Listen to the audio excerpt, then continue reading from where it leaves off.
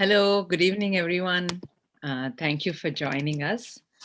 This is the Restart India Live, and it's about real challenges, real conversations. I'm Lakshmi Praturi, and on behalf of everyone at Restart India team, I welcome you. I always like starting what we do with stories. And this is a story of, a person who wakes up one morning and sees the neighbors dry clothes that are really, really dirty. And she turns to her husband and says, I don't know why uh, somebody washes clothes and when the clothes are still dirty. And every day they watch this. Every day they see the neighbors dry out dirty clothes. And one day she wakes up and the clothes are clean. And she yells, and the husband comes up running, and she says, I just want to show you that the neighbor's clothes are clean. And the husband looks at her and says, today I woke up early and cleaned our windows. And the point of the story is when your windows are dirty, everything looks dirty for you. But instead of blaming the others, if you can clean your windows, the whole world looks to you in the clean shape that it already is.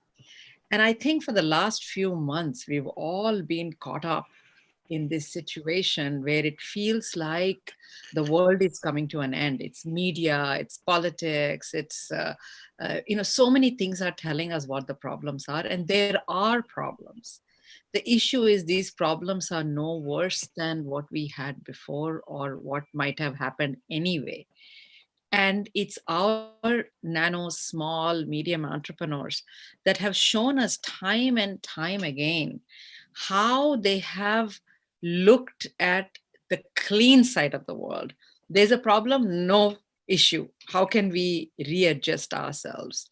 So there is a lot we all need to learn in cleaning our own lenses, cleaning our own windows, so we can have we can see really the possibilities that exist. So one of the things we realized, we along with our partner Muthoot Papachan Group, is that there is a lot of opportunities for small and medium entrepreneurs to succeed uh, in the current scenario. And to do this, just as this couple had to clean their windows, our way of cleaning windows is maybe to get on to more digital strategies, to be present more online. It sounds easy, but it's not that easy.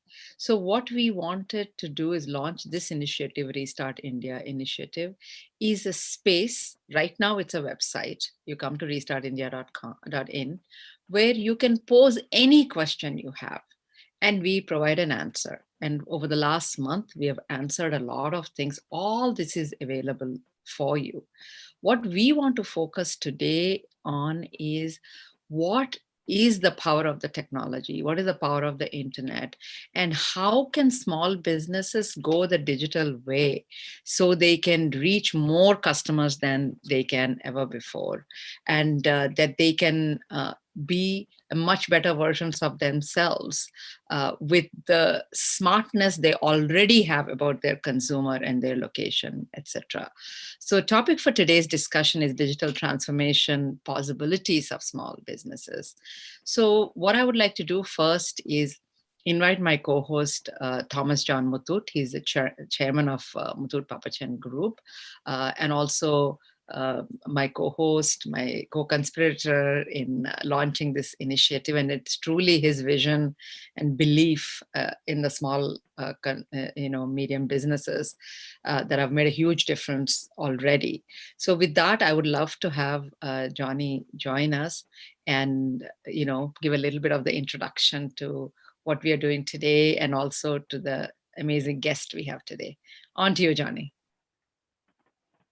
Thank you, Lakshmi, and also thank you, the Inc. team, for partnering with Muthoot Papachan Group to bring this Restart India initiative live. And good evening, everyone. As Lakshmi rightly said, digitalization of small businesses is going to be the way forward. What it is going to bring is a lot of efficiency in the buying, selling, and also in the payment system of small businesses. So in small businesses, they have many challenges. Today, it's a fragmented segment. Now, with a lot of efficiencies that can be brought through technology, I think the future of small businesses and nano retail businesses is going to be seen by all of us in the next few years. That is why we see a lot of buzz in the digitalization of Kirana. We see a lot of investments coming into the space now. So today, this is going to be a very interesting discussion because we have one of the most accomplished leader in the technology space, and he's also a Restart India mentor, Mr. Tony Thomas. I'll just use few words to introduce him, but few words are not enough to introduce him. Tony is a luminary in the field of technology, leadership, and innovation, and a recipient of many industry honors and awards. He has been conferred the Doctor of Science in the field of information technology. Tony is also the former Chief Information Officer of Nissan Motor Corporation, prior to which he was the global CIO of GE and CIO of Vodafone India. He also held global leadership roles at the Citibank and EY. He's active as an investor and a mentor to startups and advisor to many governments. He's a mentor at the Columbia University in its Executive Technology Management program, and is a recipient of many industry honors and awards, including the CIO Power List, LinkedIn Power Profile, CIO 100 Hall of Fame. He is a founding member of the CIO Angel Network and a member of the Indian Angel Network. He has been a core member of the CII, National Committee on IT and E-commerce. He comes with a vast experience and has engaged in his prior assignments in GE and Nissan. He has engaged with large corporates. In his experience in the telecom, he has dealt with small businesses, nano businesses, and you could find the smallest individual also using mobile phones. So his experience is varied, and he has a diverse experience with small business, large business. So you can't find a better person today to be sharing the stage than Tony Thomas. And I would just direct my first question to Tony. While taking small business digital has always been a continuous effort, during situations like this, a pandemic, do you think this is going to drive digitalization on a consistent manner, or is it going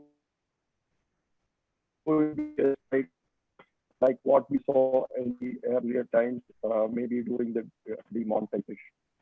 Is it a sustainable change, or is there a one-off event? Is the everybody's question. Over to you, Tony. Thank you, Johnny. Thank you, Lakshmi, and thank you to Muthoot Papajan Group for this great initiative. Small and medium businesses are really the pillar of strength of the Indian economy.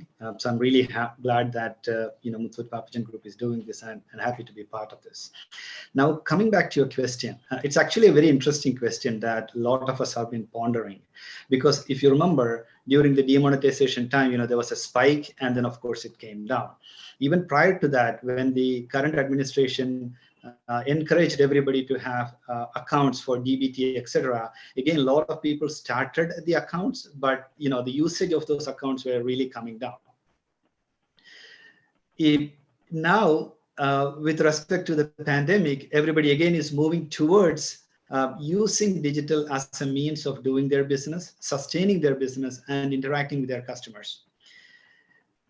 What I can tell you from my anecdotal evidences so far, I'm not really too confident that this is going to be sustainable or this is going to remain sustainable without all of us taking strong actions to make it sustainable. To give you an example, already many companies that started with work from home have started pulling people back to the offices, and you started doing business as usual in the old form. So will it sustain? Will it go forward? I'm not really so certain, but I think a lot of the actions like what Muthoot Group is doing right now and others are doing, I hope it will keep itself sustainable. Thank you. Thank you, Tony. I think Lakshmi just dropped off. We'll just wait for a few seconds before we resume.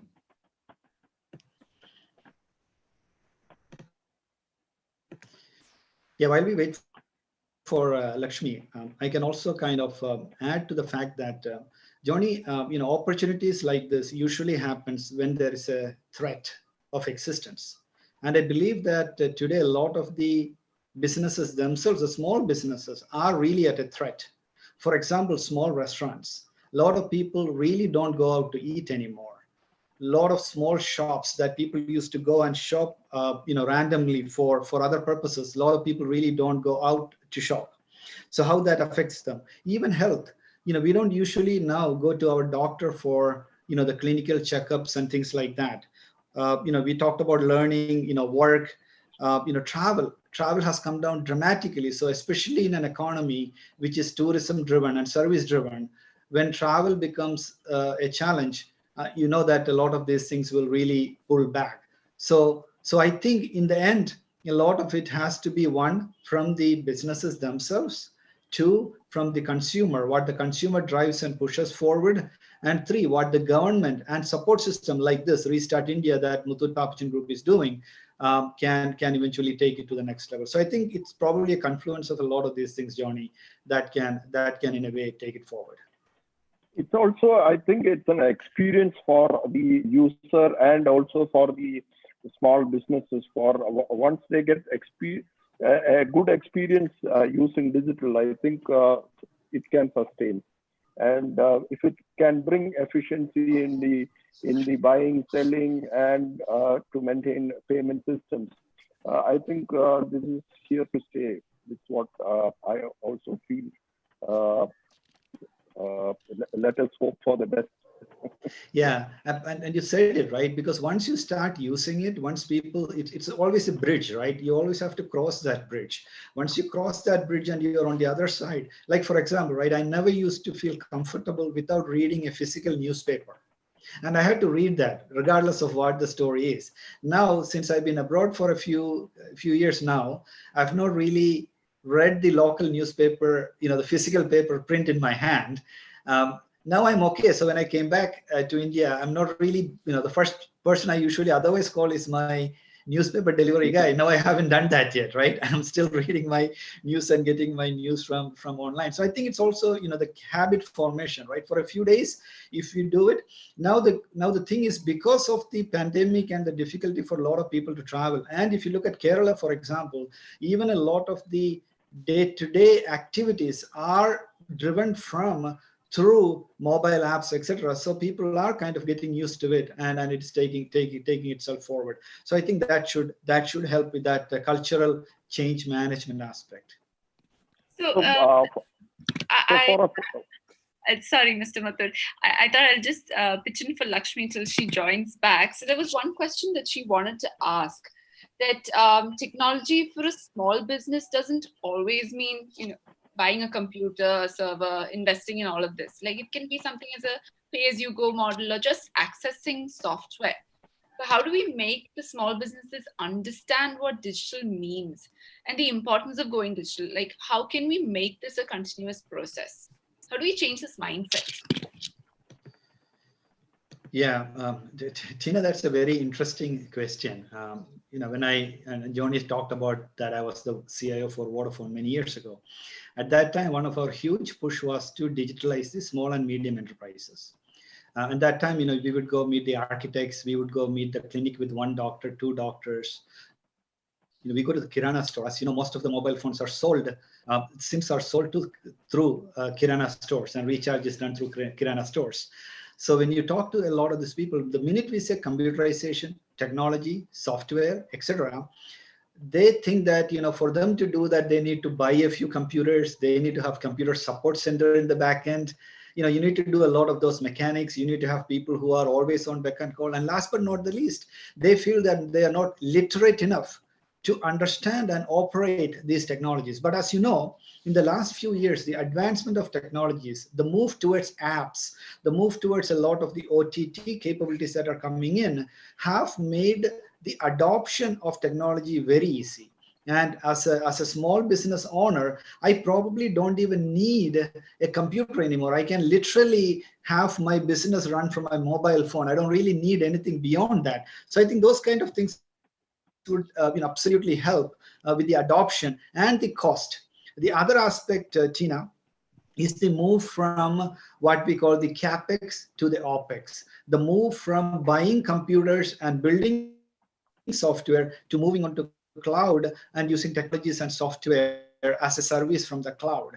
Now, the second one, using cloud is a consumption model, which means that if I use only a little bit, I only pay for that little bit. Whereas in the old days, regardless of the processing power you use in your computer, you had to pay for the whole computer. Now, if you only use a fraction of the compute, you only pay for that fraction. So I think it helps.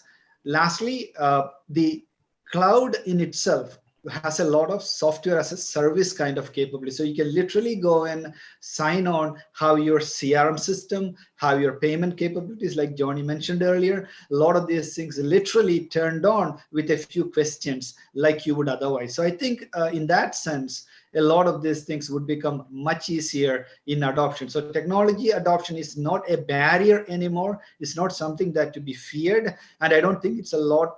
It would take a lot of money. And if you really look at the overall operational expense over a period of time, the business case in itself is very valid that we can move towards technology adoption and computerization.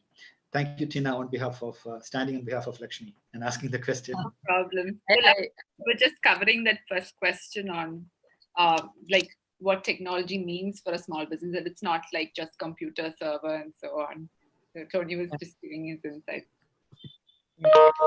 Great, great. I apologize. I had a internet accident. I don't know what happened. But, Tony, I thought it'd be great if we can take some, audience questions also. Sure. We have a question from Girish, and it's about, he says, I'm a Kirana store owner. How can I set up my business online? What are the minimum things I need? Yeah, we were kind of just talking about that a little bit, yeah, but I didn't get to the details. But for a Kirana store, if I think about it, right, what are the things that I look for? And I'm talking from my perspective, right? I mean, Girish would have, absolutely different perspective. But first and foremost, I need to have more customers, to come in so that I can increase my sales, right? That is one thing. Second, I need to fulfill my supply chain. How do I ensure that my products come to me at the right time so that I can make the orders, etc. Last but not the least, how do I get paid for the services that I use, and how do I pay for the services? So at a minimum, these three things are what a Kirana store might need.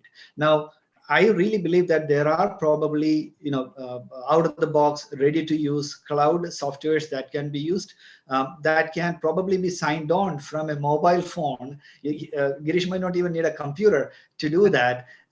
Through mobile apps, he can get in and then do some of these things. So there are many lightweight CRM-ish, CRM being customer relationship management, knowing a customer who buys from you. And in today's pandemic world, it might also help with delivery, knowing the customer's residence address, contact information, repeat orders, all sorts of things, so that the Kirana store, the local Kirana store, can now take the product to the customer instead of the customer coming to the shop to take the product. And last but not the least, like I said, payment is a very important thing with the UPI and some of the other new capabilities that are coming out there. I think it's also a breeze at the end of the day to do a lot of these things. So if I were a Kirana store right now, I'd be very bullish about going digital.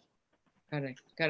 And maybe if we can get to be a little bit more, even more specific, both Johnny and Tony, just tell us, there are many initiatives that have been launched, whether it is vocal for local or, the Prime Minister focusing on you being self-sufficient. There's a lot of focus on how do we make a small business owner successful. Can you give me specific examples that you have seen or maybe experienced from among your customers or your neighbors? Some remarkable adoption of technology which has changed the business dynamic for them. Johnny, maybe you can say something, and then Tony, from what you've read about or seen or your own customers, it'll be great if you can give a specific story. So I'll just, from my experience in the last few months, what I've seen in the small retailers and also the small MSMEs. So when I say the micro enterprises, I would say enterprise which would employ maybe 1 or 2 people, and also a small retailer. So most of these retailers or the small enterprise never used to maintain accounts. So it's a owner driven, or he runs the business. So whatever cash comes into the business, he knows how to account it, but nothing is on paper. So it was very difficult for him to for any lender to assess what would be his cash flow. Today, when he's now moving to a digital payment system, the wallet is going to reflect all his receipts, payments, and what at the end of the day, what is his cash surplus. There is nothing more a lender need to know to give him a small loan. So this is going to really change these small lenders, small businesses, small retailers. He's going to get credit from the mainstream. So an NBFC like us would surely go and lend to him, because we know from his wallet that he has got so much of receipt, so much of payment. This is his cash surplus for the day. And beyond his household expense, he may not have need for cash. So we can do a calculation on his cash flow, give him a small loan. Otherwise, he would have borrowed from a local money lender, which he would continue if this information was not available for an NBFC or a bank. So this is going to be a big revolution in the business and in the lives of these small retailers. This is something which we have seen in the last 3 months, and many of them have started getting small loans for their business. Tony, if you need to add something here. Yeah, so establishing digital identity is of course very important, because it helps in the creditworthiness and a lot of that. But I think, Johnny, one other thing that I might talk about is when you talk about small, medium enterprises, they're really small in many cases, right? So as an individual, there might be things that they cannot do, but as a collective ecosystem, there are many things that they can do. For example, I can give you a story. When I was a CIO with Vodafone, we were working in the East with the fisher folks in the seaside. Now, their biggest problem that they faced was, once the boats come ashore, the time somebody comes to buy the fish, it takes too long, and the fish sometimes becomes spoiled. So they have to really get the fish, sold at the right time. So what we did was we worked with a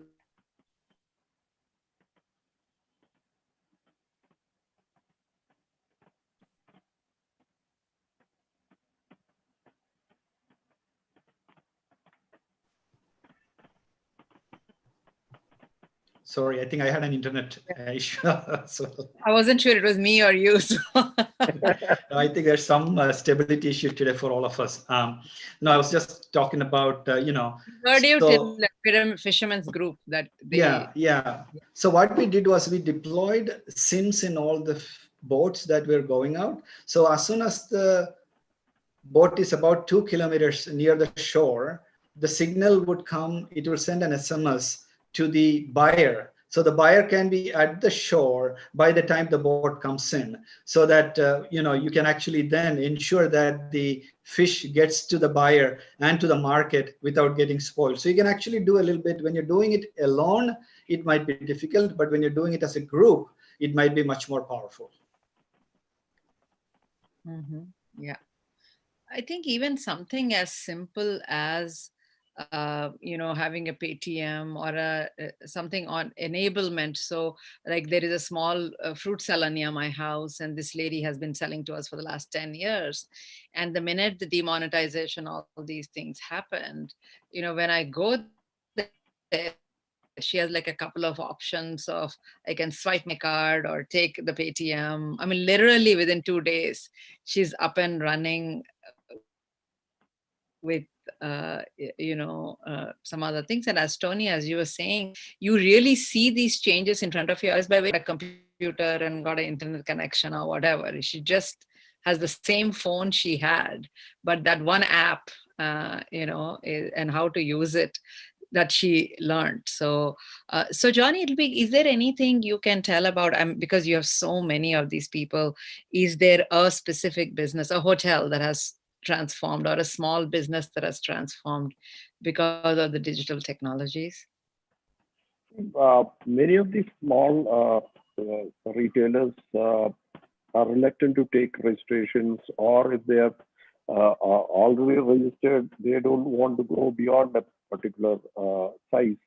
Today, with technology, I think when you build efficiency in your buying side, in your selling side, buying and selling side with good payment system, when you start getting credit, I think there is a good opportunity for many of these businesses to grow and not remain at the nano level. It can move to the next stage. And there are a lot of initiatives now the government of India has taken. Yesterday, we heard the Prime Minister announcing that for the street, even for the street food vendor, technology would come to do the delivery. So these are never things which we have never imagined this could come. And so the entire space is getting reimagined. There are a lot of opportunities for every nano, micro enterprise or entrepreneur, is what I see. Okay. We have an audience question from Sri Kutti. As a small entrepreneur, should I invest time and effort in digital or social media marketing? I mean, till now we've been talking about digital marketing, right? I think this is a good question that Sri is asking in terms of social media marketing. Is it worth it? So, Tony, I'll let you answer and then I'll chime in. Sure. I think it is good because the minute you're going to move in to a digital environment, remember a lot of people are now on, for example, in Kerala where we are, a lot of people are on Facebook, a lot of folks are on Twitter, people are on Telegram, so people are on these kind of channels. And if you move out of India, the Line, the Link, the various other products like that, a lot of businesses happen there itself.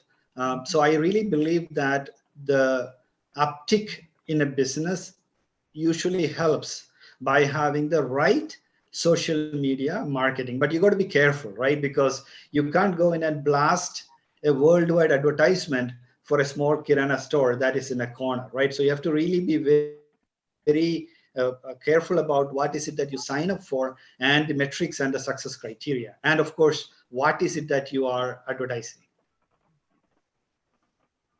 Tony, I have a I'll say one thing is that, sorry, go ahead, Johnny. No, no, I had a question. No, go ahead, Lakshmi. Once you finish, I'll ask. No, yeah, no, I was just saying that, a lot of times social media marketing can be confused with being popular on social media. They're completely different things. I mean, there's a lot of people who, whatever, do things that'll get people to come watch them, but it's not resulting in anything. I mean, you could be 10 ways to braid, 20 ways to do something. I mean, there are many things you can do to get the people. What you're asking about, Sri, that's extremely important is that how can you use social media? Like LinkedIn is where most of the people who are in professional are going to be there, or Facebook is where a lot of general public is going to be there. Instagram is where a lot of the young people are going to be there. If you figure out who you want to go after and understand the social media, it allows you to approach hundreds and thousands of people in that medium that is impossible for you to do if you're just in your own store. So I think social media marketing is a little more than the way it is today, which is a lot about personal marketing, but if you can use it in a very smart way to cater to professionally what you do, I think it's a very, very powerful tool. And as Tony said earlier, you don't need to have the perfect solution. You can try something online, see if it works, and you can keep improving on it. So it gives you a lot of opportunities to experiment, than just one shot kind of a thing. Johnny, go ahead with your question. Tony, my question is that with technology advancement, it's very rapid, and things change so fast in technology. So a small business spends money in putting up all these digital initiatives, and then all of a sudden it becomes what is the threat for him to move to the next stage, or if will it be affordable for him to move to the next stage? Yeah, Johnny, it's a very interesting question. Like I said, right, as technology is evolving, we've moved a lot away from custom software, hardware that we keep in-house, to more cloud software as a service, apps, etc. These keep on evolving naturally. Like, for example, even if you signed on to Facebook 10 years ago, we haven't really done any upgrade on our side. The upgrade is happening in the back end that somebody else is doing.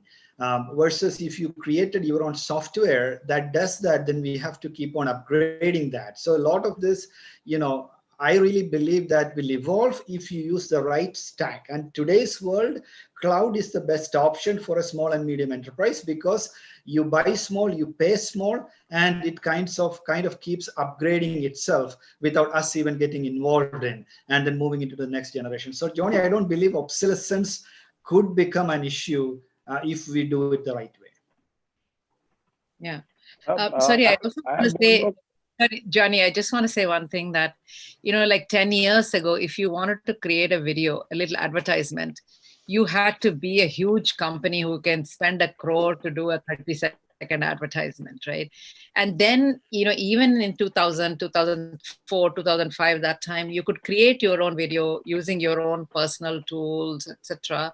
But still, you had to have your own server and all that stuff. And then when YouTube came, you can just post it on YouTube. You don't need to spend any money at all. You can just take your phone, video something, and put it online. So the cost has really, really come down. So I just wanted to give an example of how people are able to use the medium because it's free. It's, pay as you go kind of a model. And yeah, go ahead. Go ahead, Johnny. So, Tony, I have a related question. For the small business owners, what kind of skilling they require to move to this next stage of digital, or to adopt digitalization in their business? Do they need any special skilling, awareness of necessary technologies? What do you think? Yeah, I think the answer is in what Lakshmi said earlier. How much skill do you really need to put a video on YouTube today?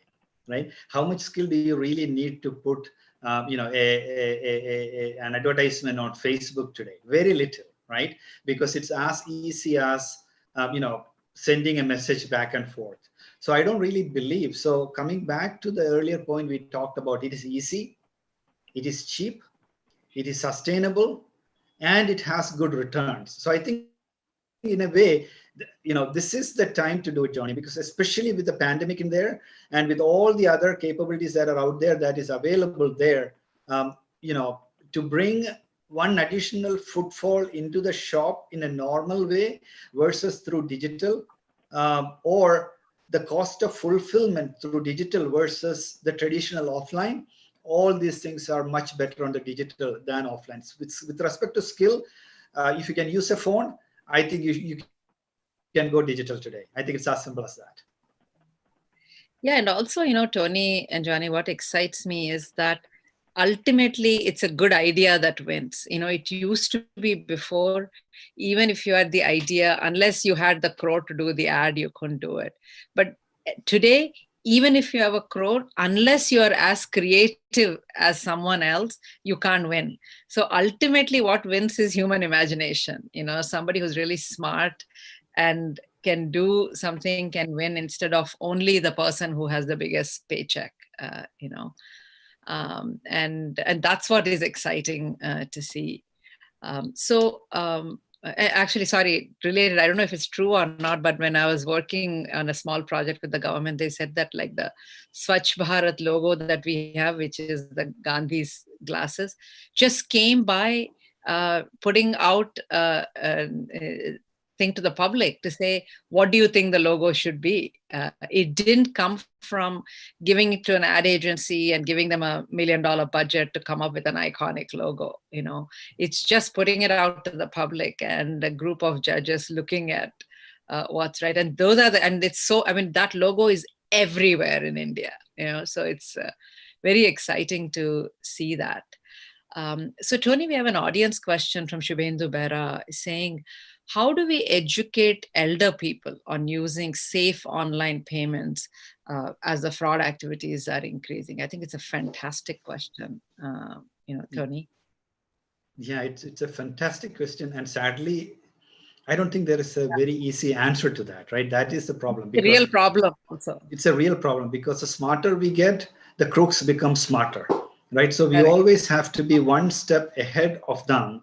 Otherwise, we end up in trouble. But there are some very simple things that we can do.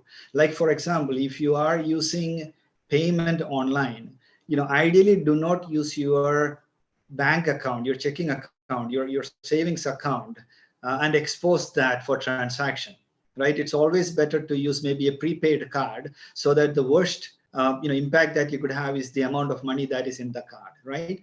Other one is, do not click any link, ideally, because a lot of these links, especially for older people who cannot read the specificities in the links to know whether it is a phisher, who is trying to, extract information from you, etc. So it's better not to click on any links.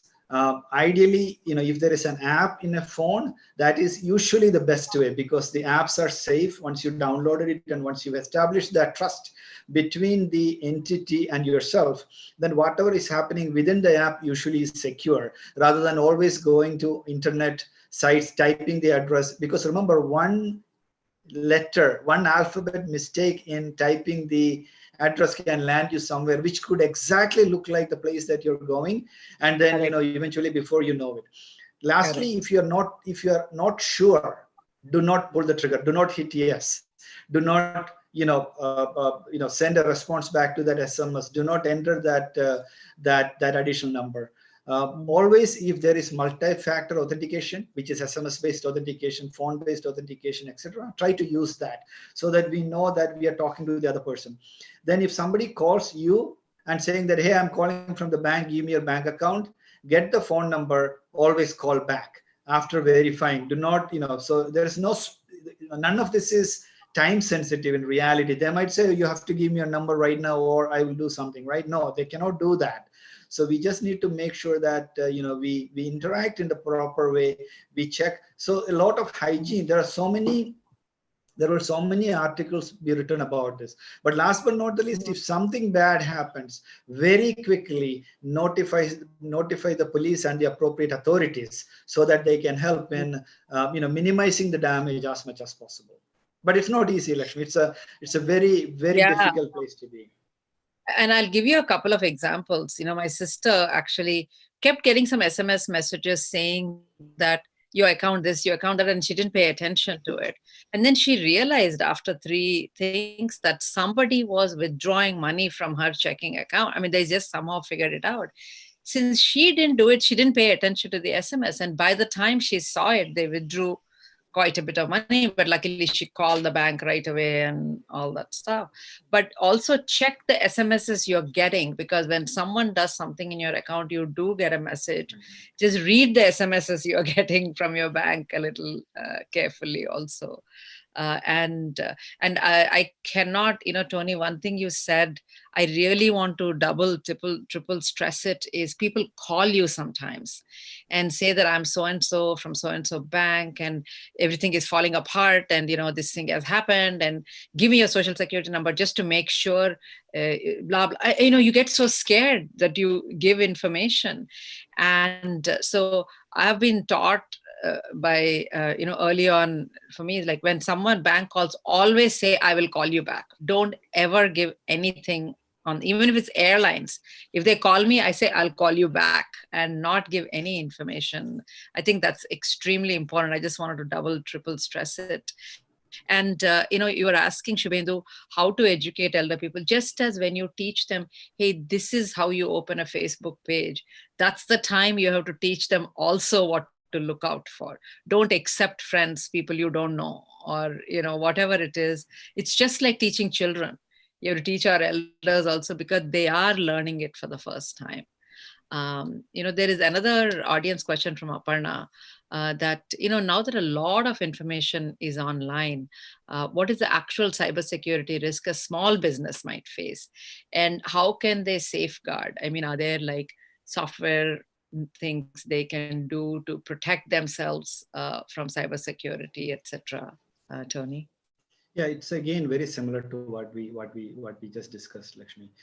The rule of thumb is if it looks too good to be true, it usually is, right? So let's not, so usually many times what happens is we expose ourselves. It's not somebody comes in and attacks us usually, right? They give us a bait and then we bite it. That's usually what happens. So for small businesses, most of the time what happens is if you are making payments, make sure that you only may pay through secure lines. You only pay through the secure channels, through the right entities and things like that. Information, the ones that you put out there, make sure that these are the appropriate information. The third part is that you deal with, do not give your account information, your checkbooks, a lot of those things, your digital signatures, these kind of hygiene and basic practices are very similar with a human being or an organization. Being the CIO for some very large organizations, we periodically conduct phishing tests and alerts to make sure that our employees are always alert and not clicking on the wrong links. So I did a recent test in one of the companies that I work, I wouldn't name the name, to the top 100 executives, and we sent some phishing emails. And you'll be surprised by the amount of times these people start clicking on those links and giving information when they shouldn't even be giving information. And I'm talking about senior most people in some very large global organizations, right? I mean, people do that. Yeah. Because you're doing 100 things and in between you get it, you just glance through it just like you would do, you click, you act. But no, don't do that, right? This is as serious as driving a car, right? Even if you're doing 25 other things in the car, when you're driving, your 100% focus is on driving. So every time you're transacting online, our 100% focus should be on that. But always make sure that if you are in doubt, contact the agencies, appropriate agencies, the companies, call a dispute, stop payment, whatever you can do from your side. Johnny, there is a question for you from the audience. Dinesh is asking you, what is the impact of COVID-19 on the fintech industry? I mean, maybe in your own experience, what have you seen so far?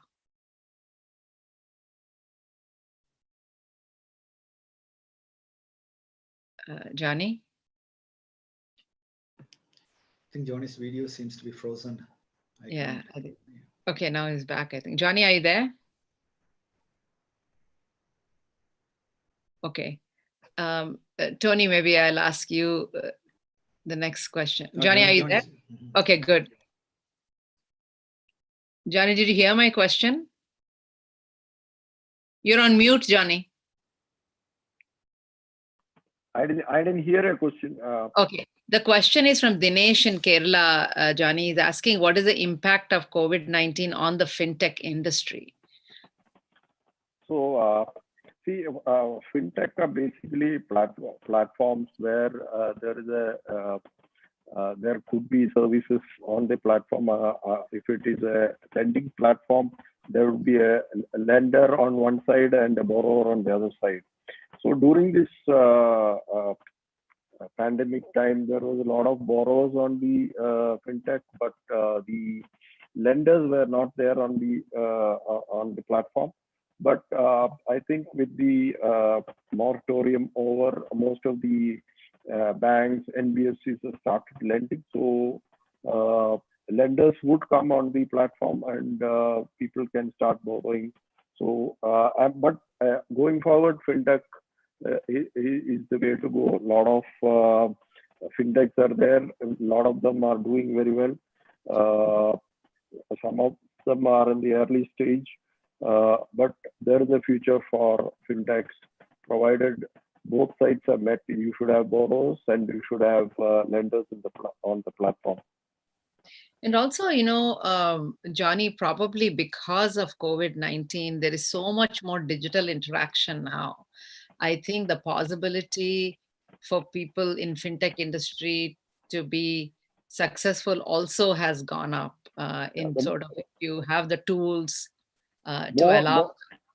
More you use technology for your transactions or for any of your requirements, more of your information is on the digital space, which enables you to borrow, enables you to also get other services on digital. Mm-hmm. Tony, I have a question for you before I ask you something that the audience has asked. Is that, you know, how has this whole work from home affected the startup community? Have there been some interesting collaborations that have come up in the startups that you're mentoring even, that you know of? So just let's address this work from home a little bit. What are you observing in your ecosystem? Yeah, it's very funny. When the whole pandemic started, you know, in the large corporations that I manage, you know, we've always been ready. You know, we knew that, you know, if something bad happens, you know, X percentage of our employees can work very effectively from wherever they are because we give them the right tools. You know, we have the network capacity and all that. So once this happened, you know, I was really concerned about the startups that have been in, but to my pleasant surprise, all of them seem to work very effectively and none of them seem to have had problems. But in the initial days, I think the biggest issue was day one, you know, nobody really had all the right tools, you know, the processing power, the bandwidth at home, or even a place to sit, you know, a right proper table to sit without and a chair to sit without hurting their back and things like that. But I think that went on very quickly. People fixed all that, and none of them have told me there was any real productivity issue associated with this. So that's the good news, Lakshmi. That's what I'm hearing, and I don't know. I'm curious to hear about what you've been hearing. But from my side, I felt that you know, it's been a very epiphanic, eye-opening, enlightening experience for people to know that you don't necessarily need to sit in the same room, huddled together in an agile mode to drive outcomes. You can still be distributed, but still work in an agile mode. I know. I mean, my team keeps teasing me. We are about 12 people. They're like, what we couldn't convince you in 10 years, COVID has done it in like, you know, 2 months. Because, you know, of course, all my team members are like under 30, you know, and I'm a dinosaur, right? So I like everybody to come to work, meet each other and all that stuff. And they were like, why can't we work from home at least 2 days a week? I'm like, no, everybody has to come to work. So because I can't, I like to see people, I want to hug them, I want to sit next to them, and I want to work. I don't know how to work, in a virtual environment, I thought. But when this forced us, and I never used Zoom till 3 months ago. I mean, it's like, I mean, yes, you used it, but it's like once a week or once a month or something like that. But the transformation has been amazing. And for me, just to say, I'm not sitting in a car 1 hour each way, or we are not wasting every day our meetings won't start on time because somebody is stuck in traffic or somebody's flight is delayed or whatever. Just the physical relief of not having to travel has been amazing. And I think, as you said earlier, the tools have also emerged so much that, I mean, look at it. Some are sitting in Trivandrum, I'm sitting in UK, some are sitting in Bangalore, and we are having this conversation, which would have meant somebody had to take flights to get somewhere. So I mean, it's changed our lives so much that literally in 3 months we gave up our office space. We do not have an office today. It's beyond imagination for me. Is like, my office is where I lived, so it's just amazing to me, the positive side of it. And having said that, I still would love to meet my team, at least once a week. I miss the physical proximity of people. And I think, somebody in the scientific community said this the other day, which is very interesting, is that all the innovations we have today came out of a bunch of people working together a decade ago. And for us to keep it up, there are people who have to come together and work. We can't forever be in a virtual environment. We have to figure out how to balance the two. But I think it's been quite eye-opening for me, this whole work from home. There is an audience question, Tony. After that, Johnny, I'd love for you to have a question for Tony. The audience question is from Mudit Mehrotra in Delhi, Tony, saying he's looking to expand my business via online platforms. Now, how do I master market conditions and deliver the best quality product for my customers? He's coming more from a not technology, but customer and satisfying a customer need. And one of the biggest strengths of today's technologies, digital, is the ability to know your customer, like like we used to do before. I used to joke about this. I come from a very small village in Kerala, in the central part of Kerala, and when we visit our grandparents, for summer vacation, my father's house, we will go. I will walk with my grandfather almost 1.5 kilometers to the store that he buys stuff, and they buy stuff every day, right? There is no refrigerator at home. There was not even electricity when I was a kid. Now the funny thing is that while we go there, before we go back, the shopkeeper asked my grandfather, "Hey, you forgot to take this today. You forgot to buy this. Hey, tomorrow your daughter is coming. Don't you need this?" Right? Yeah. So it's marketing to that one individual, right? Now, what somewhere we lost in the process is that personal touch, right? Now, you have to get to know your customer like that, right? Back to those days. But you know what? You're not going to have that level of relationship in today's disconnected world.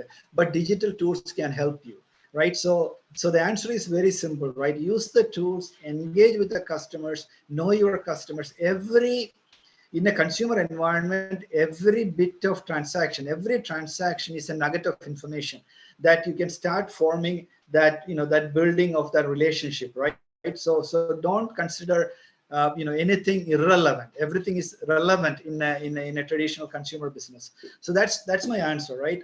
So tools are just aids and enablers to take us back to where we were in the past, to know our customers like we knew before. Correct. Yeah. We have about 4 minutes left. So, Johnny, do you have a question, or should we start wrapping up? What do you say?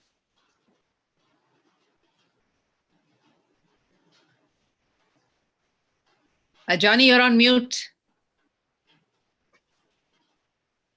I think Tony just answered my question.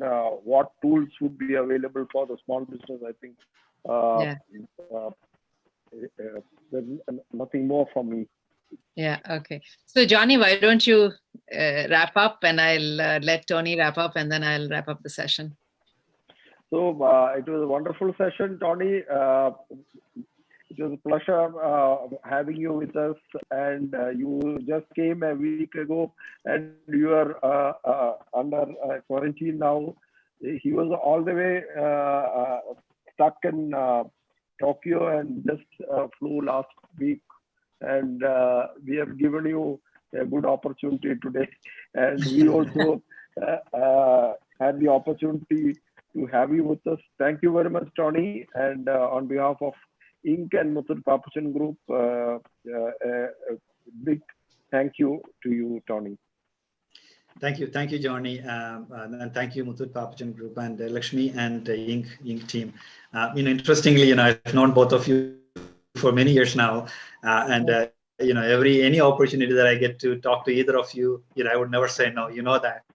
And especially when it comes to a very important and something that I personally believe in, because I really believe that the worst affected in this pandemic, unfortunately, are the small and medium enterprises. And anything that we can do to jumpstart, to bring them back on their feet, because the strength of the economy is completely on the shoulders of the small and medium enterprises. Although we usually talk about the big enterprises, I believe the small and medium enterprises are the real growth engine for the economy and for Make in India, Atmanirbhar, all the beautiful things we talk about. I think small and medium enterprises will play a very critical role. So I'm so happy to be part of this journey in some small fashion. And thank you for allowing me. Yeah. And I just want to summarize by saying that I think what Tony said is really the key in the end, what he said in terms of when he went with his grandfather, the local person knew everything, right? And I think today we are in an amazing space where that kind of a personalized information is available for you. So you can do mass customization. Tools are available for you. So you can serve people beyond who touches your doorstep, and at the same time maintain that care, that intimacy, that personal touch.